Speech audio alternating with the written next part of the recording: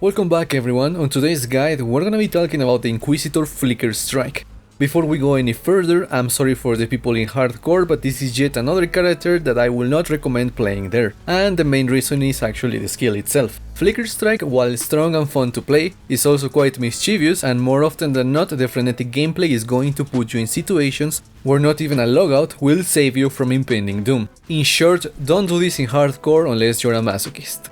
Smile. So for the rest of us who play softcore and have no issue with a little death, what is today's build concept? We're gonna be playing as an Inquisitor with Oro's Sacrifice, and we are not gonna build for crit as we're gonna take Elemental Overload. We're doing this for two reasons. Reason number A, Oro's Sacrifice does not have any crit whatsoever and the base crit on the weapon is rather mediocre. Reason letter 2, the route we take in the tree does not really accommodate crit. Plus, we are also trying to save points and currency wherever we can. So there's that. Also, since I touched up on currency, the build should be accessible in the sense that I'm not gonna raid your currency tab, nor am I gonna ask you to go for lucky crafts for insane DPS gains. The only expense is gonna come from the sword itself. We're gonna need an Oro's Sacrifice with an implicit Fortify support. The supply of these swords is weird because one day they are very cheap on trade and the next day they cost a gonath. While I personally recommend going for the highest elemental DPS roll that you can find, I'd rather advise you to get one that you can afford and sticking with it. There's other stuff to talk about gear wise, but that will come later in the video. So as always, if you end up enjoying today's content, remember to subscribe on the way out. There's more PoE content coming to the channel in the near future, so keep an eye out for that. Anyways, coming back to the build, it's time to talk about the skill tree, and it looks like this.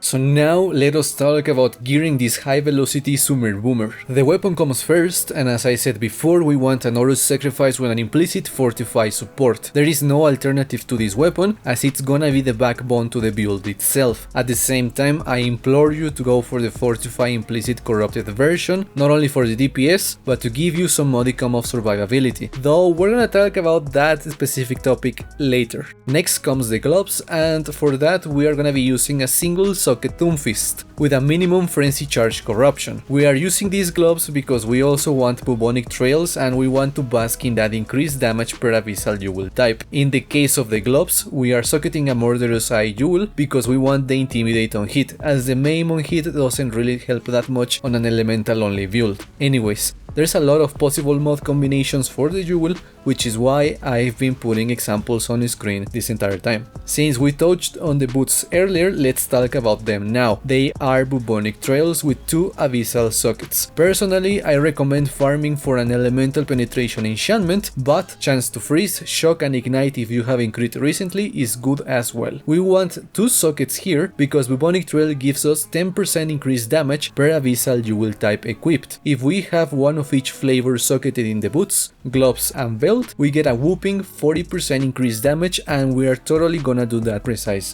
thing. In my case, I have a Ghastly and a Searching Eye eye jewel socketed in the boots. For the ghastly eye jewel, life, resists or attributes, and an elemental penetration corruption should be your goal. The searching eye jewel on the other hand is a bit more flexible, which is why I am putting examples on the screen right now. Now comes the body armor. In this slot we want as much life and resists as you can shove into this gear piece, and I recommend going for an armor base as we are gonna be taking unwavering stance, and that means no more evasion. Anyways, we want life, and the incursion increased the life mod and resists. The higher the rolls, the better. The helmet is next, and you want a warlord influenced helmet, and just like the body armor, preferably with armor only, and optimally a haste or anger mana reservation enchantment. Besides that enchantment, life, resists, accuracy, and either increased elemental damage or nearby enemies have negative fire resistance, though if you can get both, then you're a god gamer. Moving on, now comes the amulet, and we want life, a resist, accuracy, and either fire damage to attacks or elemental damage with attack skills, though again if you get both that'd be perfect. We also want an open suffix to craft a minimum endurance charge. For annoyance I went with tenacity, though it's up to you if you want anything else. One of the rings needs either flammability or elemental weakness on hit. Besides that, you also want life, a resist, and either fire damage to attacks, elemental damage with attack skills, fire damage per endurance charge, or increased melee damage.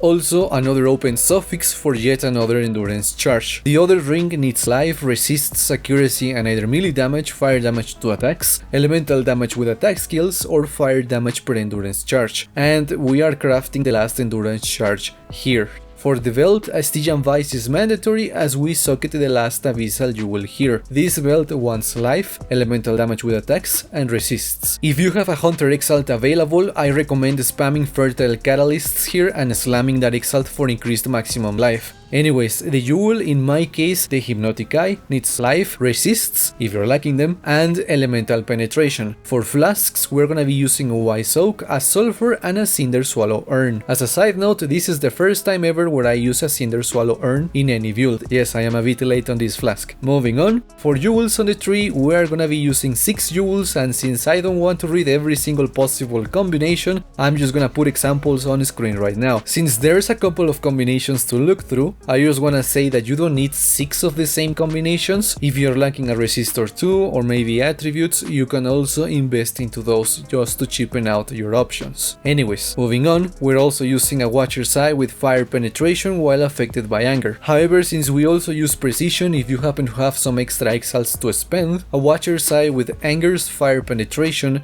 and attack speed or attack damage with precision is also a great option. Lastly, we're using a large cluster jewel with jewel sockets, cremator, and master of fire. While the 8 passives variant is probably what you have in mind, you'll be fine using a jewel with up to 10 passives. Just be careful when allocating set passives so that you don't overspend those points. Alright, now that the gear and stuff are done, we can talk about the skills. First, on the weapon itself, we want Flicker Strike linked to Inspiration, Close Combat, Multi-Strike, Elemental Damage with attack skills, and Ruthless. For clearing maps, swap Ruthless for Melee Splash. Remember that this is a 7 link with the implicit Fortify support. For auras, we're gonna be using Anger, Haste, a level 5 Precision, and we're gonna link them to an Enlighten level 3. We're also using a Vaal Ancestral Warchief, Ancestral Protector, and Wave of Conviction linked to Combustion. Remember that you can't cast an Ancestral Warchief and an Ancestral Protector at the same time, but the Vaal Ancestral Warchief can be called upon while the Protector is up, if that made any sense. The rest of the skills are a Flame Golem, Blood Rage, and Flame Dash. If you want, you can also use Molten Shell with duration somewhere in the available sockets. So that's it for the build's important stuff. Now comes my closing thoughts on the character, and I must say I'm actually quite perplexed with this one because it clears maps at match speed, it tends to delete map bosses, it is a lot of fun to play, but it does get taxing on the eyesight, especially after playing for a couple hours. But on the negative side, it gets hit quite hard pretty often, and in plenty of situations that means one-shots. Even with fortified endurance charges, it is not enough to mitigate the damage we take, which is actually pretty obnoxious because the character deals great damage and is a ton of fun to play, but every now and and then some idiotic mechanic kills you and it can get frustrating. Even though we're using Cremator, porcupines are still a fucking problem. Besides that, the character should be pretty more than okay for your fast mapping and bossing needs. I'm pretty sure that the damage we're dealing can be greatly improved, but for the time being I am done playing with the character. I know that a lot of you probably wanted to know if this character could do the Simulacrum or 100% Delirious content. Since I don't really play with this league that much, I don't advise doing those activities with this character. Having said all of that, I did enjoy my time with the character. It was a 1-week adventure, and plenty of laughs were had with how stupid fast it clears maps. So yeah, that's it for this character. I'm pondering the next build and we should be talking about that pretty soon. And with that, I'm done. I wanna thank you guys for watching, and I hope that you enjoyed today's content, and if you're not subscribed and you got to this point in the video, hey, be sure to do that before you quit. Anyways, I hope to catch you on the next one, take care and peace out.